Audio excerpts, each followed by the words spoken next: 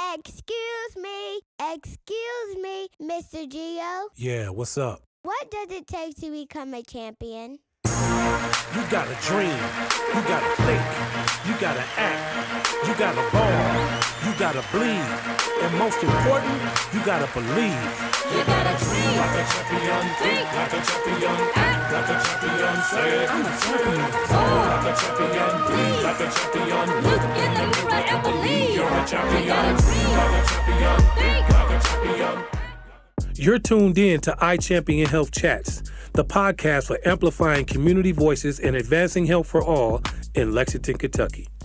Each episode connects you with local champions who bring powerful stories, useful tools, and fresh ways we can show up for ourselves and others. Let's lock in and learn how we can champion health together. Good morning, ladies and gentlemen, and welcome to another episode of IChampionHealth Chats. I am your host, Gerald Gibson, Violence Prevention and Intervention Specialist. I am also the Executive Director of Operation Making a Change, and joining me today is my co-host, Jakob Hester. Yep, I'm Jakob Hester, Program Coordinator for IChampionHealth here in the UK College of Education. All right, y'all. So let's get started. Today, we got a special guest joining us today. We got Anthony Mindset Moody. What's going on, Mr. Moody? How's it going, man? All right, man. So could you tell our listeners and viewers a little bit about yourself, your professional life, and your personal life? Sure. Let's dive deep into Mindset Moody. Dive deep. Yeah. So personally, I am a husband. I'm a father of 4, and I'm a man of the Most High. I love to say that as well.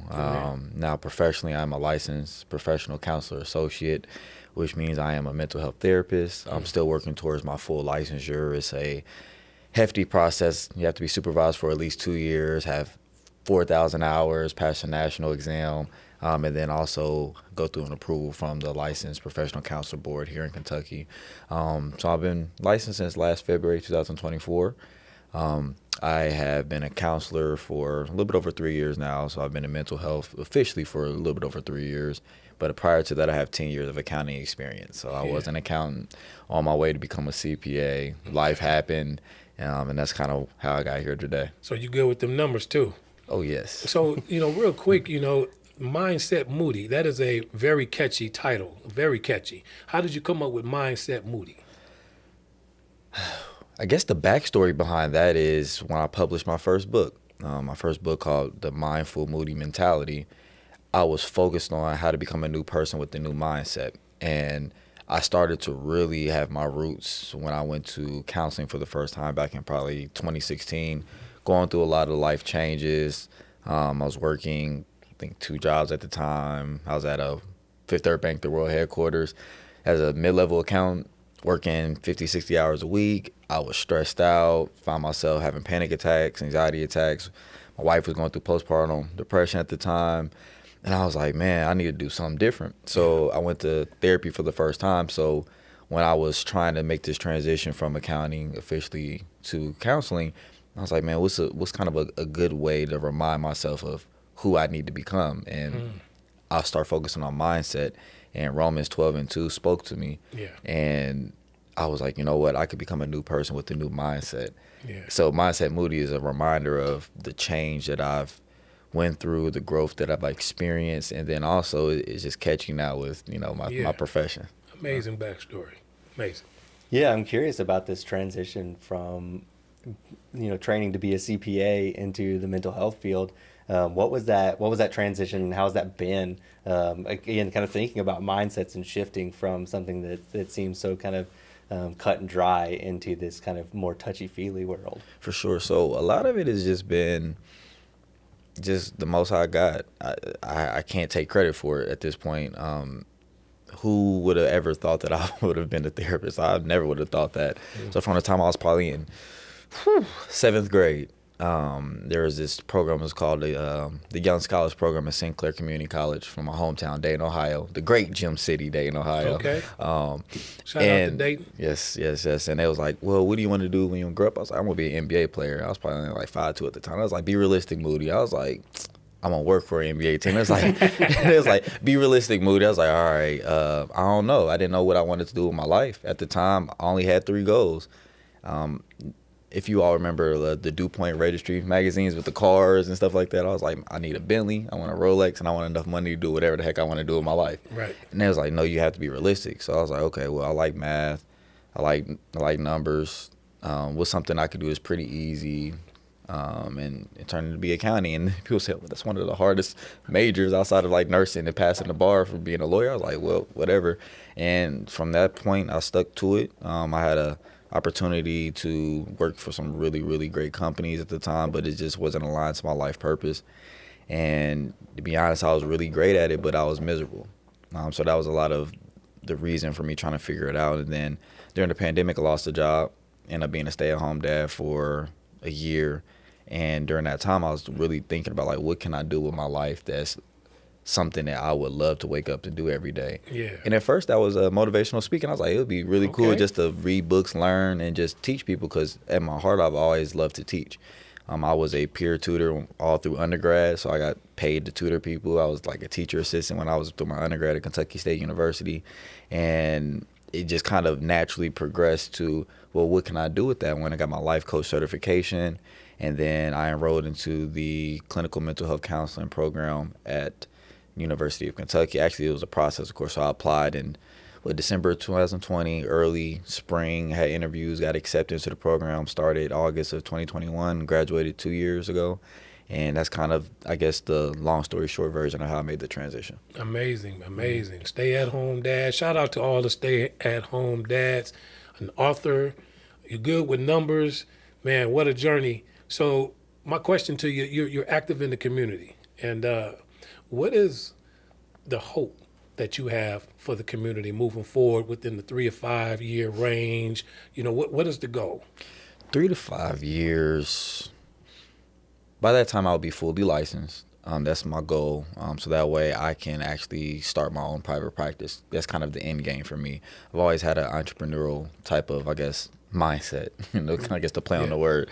But really just so I can help people the way that I envision to help people. The one thing about working with other people, maybe working for other people, you kind of have to work towards their vision that they've set in stone. And I would rather get in a position where I could collaborate more than to defer. Because there's just a certain stigma that I believe still exists, not just for mental health in general, not just for men, but especially black men. And that's kind of where my heart is truly at, especially young black men. So being able to help to stop preventing a lot of this violence that we're seeing, especially here locally.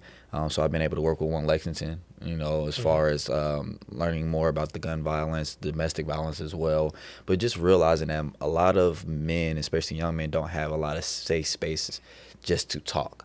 So I want to kind of be like a hybrid of a therapist that's providing psychotherapy, but kind of more a little bit in the community speaking, making sure that I'm visible so that they see someone like me in this space. Because prior to me meeting Dr. Keith Wilson here, who's the director of College of Education on the master's program, or the master's level, I should say, I never saw a PhD that wasn't a medical doctor.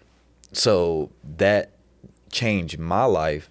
So I kind of want to go back and pay it forward to the younger generation as well, saying, hey, taking care of your mental health is important. We all have to do it. You're not soft, you're not weak. So really just trying to help eliminate the mental health stigma within men, and in the next 3 to 5 years is kind of my main goal. What have those conversations been like when you've had those? Because I know we got an opportunity over the summer to both work with the It Takes a Village summer youth program with One Lexington. So what was your experience, or what has your experience been having those conversations in spaces that have not traditionally occurred? That's a great question. I think it's still a work in progress. It's something that's so new, but it could be so cliche oriented because I guess you would say the effect of social media, where a lot of people do it and talk about it for the aesthetic. I remember a couple of years ago, you started seeing a lot of mental health advocacy. Mental health this, mental health that, but a lot of people were talking from their own personal experience, and your own personal experience is not always indicative of someone else's experience. So being able to learn how to have more empathy and actually to have those conversations with the younger generation, you have to build rapport first. They're so used to people coming in and out of their lives, especially with the It Takes a Village program. That was a specific demographic of children where you have to show that first off, you're not corny, Right. But second off, that you really love them, you care about them, because a lot of them want to be heard. I think maybe a couple of weeks ago, I saw a study there are a lot of middle school, high school age children who go home and they don't have adult conversations or speak with adults. So they're yearning for an adult to pour into them, to hear them out, and to say, hey, I'm seen, I'm heard, I'm loved, I'm cared about, someone takes an interest in my life. So I've been able to connect probably because I'm a little bit younger, I look younger, but then also I really just try to meet them where they're at, talk about something that they're interested in, and that's how you start introducing some of the more heavier topics, because a lot of them have experienced trauma. I mean, we all have. It's not necessarily the big traumatic things that we experience. Is sometimes a build up of small things, or just your environment, or just being alone. And I think that's something that I've noticed, especially with that age group. Okay. What are you most grateful for? You know, you're pouring out the people, you're chasing your goals, your dreams. You're a husband, a father. What are you grateful for through all of this? And what is there anybody you might want to give flowers to or whatnot? Wow, that's a great question. What am I great? So when I first started journaling, I used to have like a gratitude journal, and every day I would say I'm grateful for these 5 things. And it's been such a long time since I've done that, so that's a great reminder of how much that has helped me to get to where I'm at now. So I'll kind of use that model. I'm grateful just for life. I'm grateful for my wife. I'm grateful for my children. I'm grateful for the fact that I'm still in my right mind, that I have the ability to think and to critically assess anything and everything that I deal with. I mean, part of it's my accounting analytical mind is still there, but now I have more of an empathetic mind that I can see things from an emotional, intelligent perspective as well. And then the 5th thing is just opportunity to be able to use my voice. I'm grateful for the fact that I'm learning how to be comfortable in uncomfortable situations and to no longer stay hidden, because the Most High put something inside of me that I have to give back to the world, because all this hunger for knowledge, this understanding and wisdom that He's blessed me with, it's not just for myself or for my inner circle or for my family or for my legacy. It's for whoever's assigned to my ministry. So that's, I guess, would be the 5 things I'm grateful for on today. Okay. All right. Let's talk a little bit about health and healing in the community. So you talked about kind of getting out in the community more. You're working with younger people and kind of really trying to understand their experiences, using that empathy to really, again, kind of understand what's going on in the world. So I have a feeling you've probably got some ideas of what like is really helping the community feel, stronger, healthier, and more connected right now. I say it always starts with those difficult conversations that nobody wants to have. It's okay to not agree with someone, but it doesn't have to turn into an altercation or a confrontation. I believe we as humans, we don't connect well with others naturally because we haven't been taught properly how to do so. So by having an increased level of communication and the willingness to have those hard conversations, that's the start. But someone can argue, well, sometimes it's just all talk. We have all these meetings, and nothing ever happens. Well, not everyone is a doer. Some people are visionaries. Some people are planners. Some people are strategists. And I think it just takes a collective body of everyone who wants to work together of one mind, one agenda, and put aside all their differences to make it happen. And I believe that's kind of the disconnect right now. There's a lot of people who are working on silos and islands. Not to say you can't have your own island, your own silo, because we all need our moments of solitude, but we have to be willing to love someone the way we love ourselves. So if you aren't healed, you don't care about someone else's healing. And it doesn't mean that you're going to be fully healed, but you have to get to a certain level where you want to be able to give back and help the next person, each one teach one. There's a metaphor that I like to use for clients at times. It's like, you know what? I learned how to climb a mountain to be able to take the elevator down to now bring you up. I ain't heard it like that before. Because some people aren't mountain climbers. They're not conditioned to be trailblazers. They may not have the drive. They may not have the support. I've been blessed just to have that, I guess you say, mitigated gall just to accomplish anything and everything. But I'm cognizant that not everyone is like that. So any way that I can help expedite someone else's process because I may have gone through it, why would I want to gatekeep that knowledge or information or understanding? Nice. So what advice can you give our viewers and listeners that may be tuned in today that would be very helpful for them to understand the mindset, Moody, and then how you were able to accomplish the things that you're doing today? First and foremost, go get my book. Go get the book, y'all. Go get that book. That's a shameless plug, but that book that I wrote was like a guideline and almost like a map for how I got to where I got to today. Like, you have to have a solid foundation. And when I say mindset, it's a combination of what you believe and how you think. Because a lot of how we live, how we treat other people, our worldview starts with what we believe and how we think. So I'll always say everything starts and ends with your mindset, first and foremost. Secondly, you have to take the time to know yourself, study yourself, know your strengths, your weaknesses, what makes you mad, maybe some things that you're not so proud about. Maybe you're still holding some shame and some guilt. You have to be able to forgive yourself. You have to be able to start healing yourself. And sometimes you need outside help to do it. So I believe everyone could benefit from therapy, no matter who it is, whether you need an unbiased person to talk to, whether you have to do some trauma work. Maybe you need help learning coping skills. Maybe you're just not aware of the things that you're struggling with. Just like a boxer in the middle of a fight, they have to go to their corner at the end of the round because there's certain things that their boxing coach sees that they're not going to see because they're just trying not to get hit or hit. Mm-hmm. So I kind of use that as a parallel to life. We need other people to help us because we have blind spots, and sometimes we're so into the fight that we're not realizing how great we're actually doing, just because we may feel down inside. Man, I feel like he's my therapist right now. I feel like just kicking my feet up on the couch and letting it out. Man, that's amazing. Normally, Jacob would ask you about, what's in that mindset as far as your music, your artist. What you got, Jake? Yeah. We'll end up with a couple of more fun questions. One, you kind of talked about coping skills and self-care and that type of thing. So what's something that you do to kind of keep you going when you're showing up for others? Basketball is a big thing of mine. So watching NBA or hooping myself, like I still hoop at least once a week. So I love it. That was always been like my sanctuary outside of, I guess the literal sanctuary. I don't listen to a lot of music like I once used to. I would rather throw on some lo-fi or some jazz music now. I was probably showing my age just a little bit. but honestly, just being in a quiet environment with just myself. I love to just meditate and just to breathe and process what's going on inside of me, process just life, maybe the way the week is going. And I love just the sound of ocean.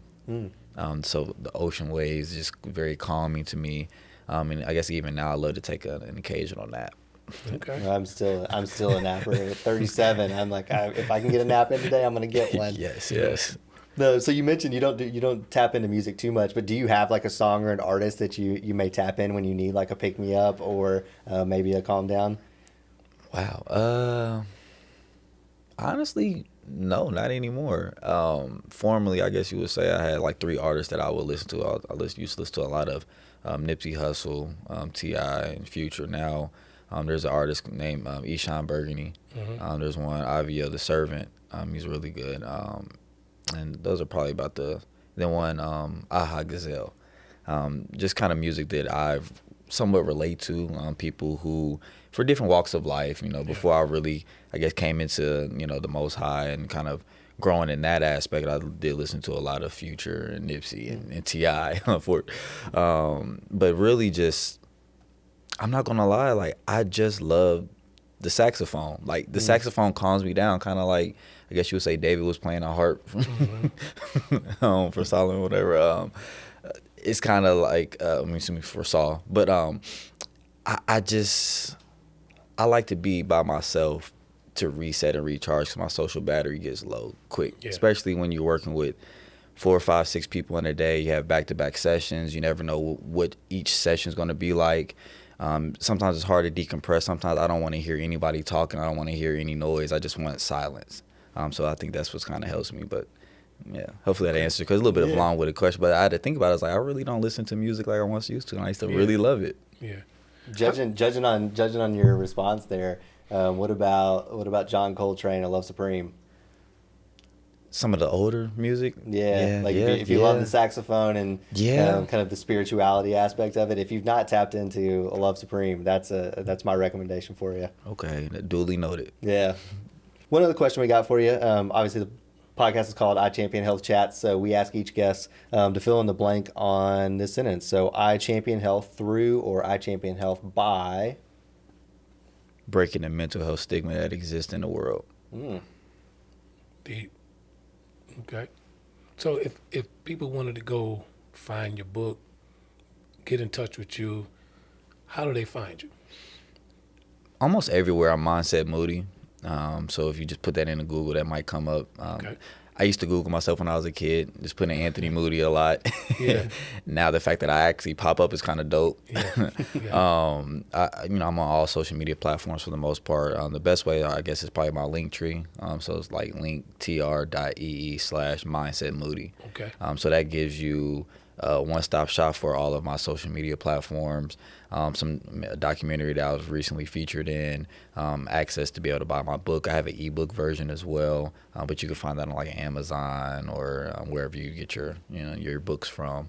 And then also have a YouTube channel that I hopefully soon will start putting more content back up. I've kind of had a new revelation on I need to just speak about things a little bit more. I kind of took a hiatus just to kind of work on some things as I was transitioning, becoming licensed as a therapist. It's kind of hard. I guess you would say starting a new caseload, trying to figure out my way in this space. And I think I'm finally starting to figure out who I am in this space, and I need to contribute and, not stay hidden, which is part of the reason why I accepted this invitation as well. So I thank you all for the opportunity as well. Oh, man, we thank you for being here, man, and we wish you well on your journey in life. And again, ladies and gentlemen, we thank everybody for tuning in to another episode of IChampionHealth Chats. Go get that book, y'all. We got Mindset Moody in the building. Wonderful guest. I'm Gerald Gibson, your host, and I got my buddy right here, Jakob, Hester, our co-host. Again, we thank everybody for tuning in. Have a blessed day. Thank you. Thanks for tuning in to IChampionHealth Chats. If something you heard in this episode spoke to you, don't forget to follow us and share it with your community. You can find us on social media at IChampionHealth or email us at ichampionhealth@uky.edu. This season was paid for with funds from the Kentucky Opioid Abatement Advisory Commission by and through the Office of the Attorney General. The opinions and recommendations expressed in this podcast are those of IChampionHealth and the guests. They do not necessarily reflect the views of the Kentucky Opioid Abatement Advisory Commission or the Office of the Attorney General.